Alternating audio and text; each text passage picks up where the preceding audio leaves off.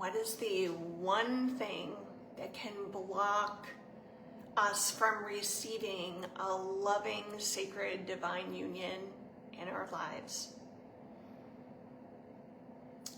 Us being unwilling to be with ourselves, to learn how to stand on our own 2 feet and self-source what it is we need. So let me explain. Actually, I want to start with this little quote. So for those of you out there that you have yet to unify with someone, or perhaps you've unified with someone and you're growing apart, and you can feel it when that happens, and like the thought of hurting another person is almost too much to bear, okay? But at some point we have to be true to ourselves. And something that I downloaded, this truth nugget that I call it, changed my life, which is this: if a certain choice, decision is for my highest and greatest good, it is also for everyone else's highest and greatest good, whether they can see it at the time or not. And when this truth kind of like, I became aware of this, it changed everything for me, because all of the feelings of guilt that I'll be hurting this person and all of that, it just went away. And this is not about like being irresponsible. It's simply about aligning with truth. And as we do, life becomes more simple, actually.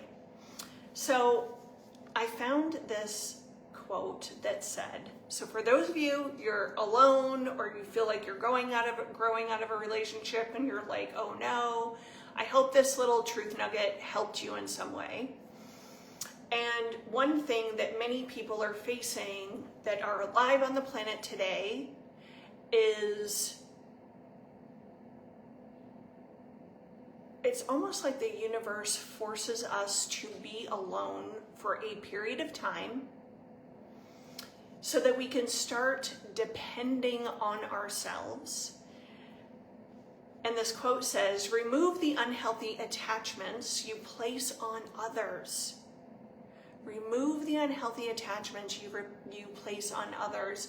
It's time to start putting all of that energy back into yourself and becoming the best version of you, which also means befriending yourself, becoming your own best friend, learning how to self-source, learning how to get your needs met from within instead of expecting other people to make you happy, to carry you. We put a lot of burden on other people. And one thing that can absolutely destroy a really great partnership is putting burden on our partners to be everything we need to us, for us. And I speak about this from personal experience, where I used to be the woman that always had to be in a relationship. And when I lost myself, completely lost myself. I took on their friends as my friends, their hobbies as my hobbies. And also I will confess that when I was in these relationships that I knew were not going anywhere, like I knew that deep in my heart, I would have a lot of anxiety when I was in the partnership, and that anxiety was trying to tell me, you're going off, you're veering a little too far off your path and what's true for you and right for you. So I kissed a lot of frogs, and finally I had this awareness, like, you need to learn to befriend yourself, find out what matters to you, what lights you up, what your passions are, what's meaningful to you, who the fuck are you? Who are you without a man? Without a man. And it doesn't matter whether it be like same partner, relationships, or, men and women and women and men and whatever it is, it doesn't matter. This holds true across the board. I had to learn who I was without being in a relationship, period. And I was in a relationship where I could feel that my mate was about to ask me to marry him. And I also knew, through radical honesty, that if I said yes, I would be saying yes from a pattern that I was running, that I needed to be in partnership. And he had a little boy, and the stakes were high. Like, when there's children involved, to me, there's no game playing, there's no messing around.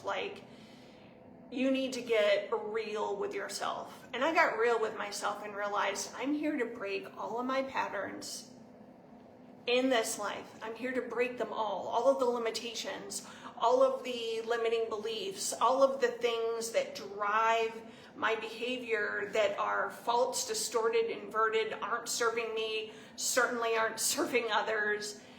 And I left the relationship, moved out, left the relationship. I was inconsolable for about 6 months. I was like a lost puppy. Couldn't break a smile.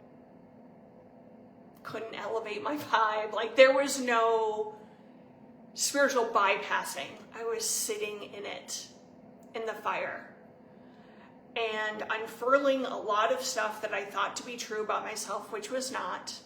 I started to see myself clearly, you have no idea who you are. You have no idea. And I started to learn who I was, what mattered to me, what brought me passion, what inspired me. And a part of my journey was being celibate.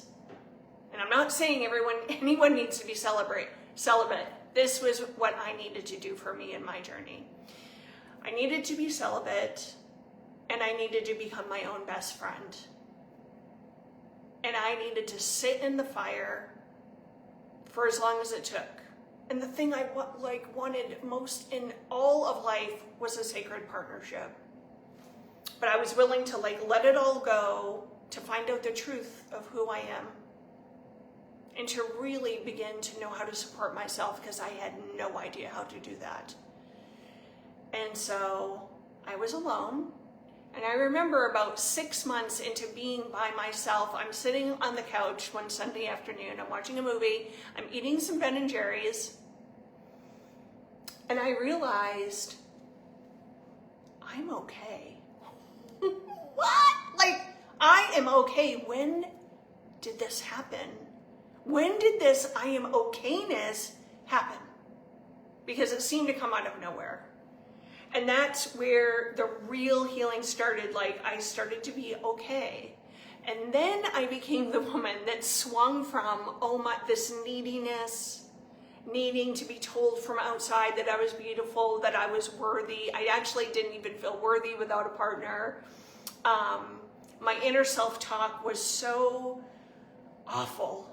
The things I would tell myself were so awful. And I went from that to I swung the other way, and I became so happy being alone that I was like, I'm absolutely happy if I'm never in partnership again.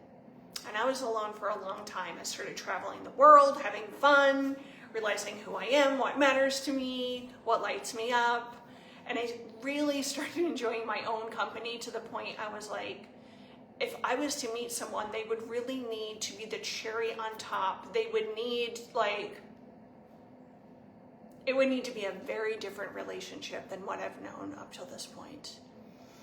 And one day I was just meditating and praying, and I downloaded this process, which I was asked to sit down with a piece of paper and think about every relationship I'd ever been in my entire life, and to write down the one blessing that each and every person gave to me, the one thing that I loved about them most, even if it was something that was seemingly small. I wrote it down. And I went through thinking about every person, writing down at least one blessing. For some people, there were many blessings. And when I got to the end and I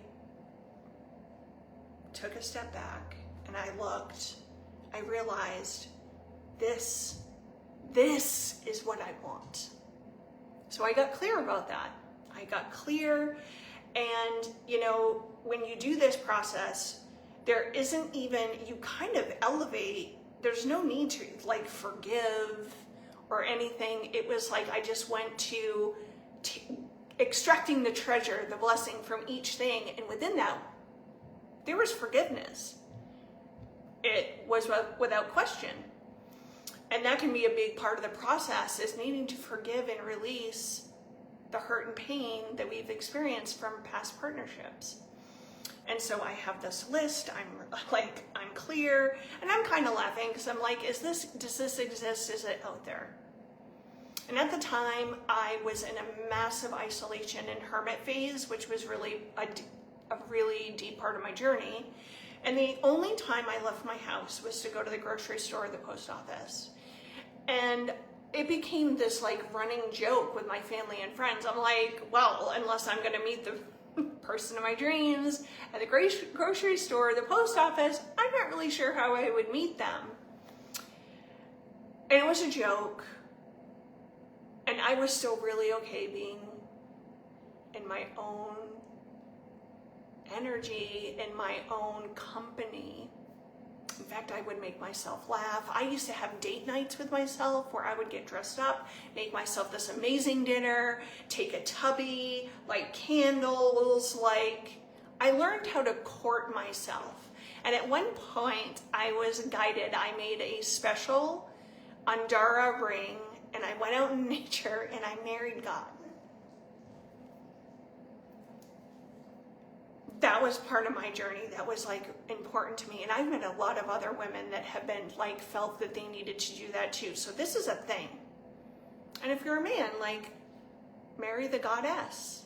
So I was going deeper into this consecration of my own beauty and love.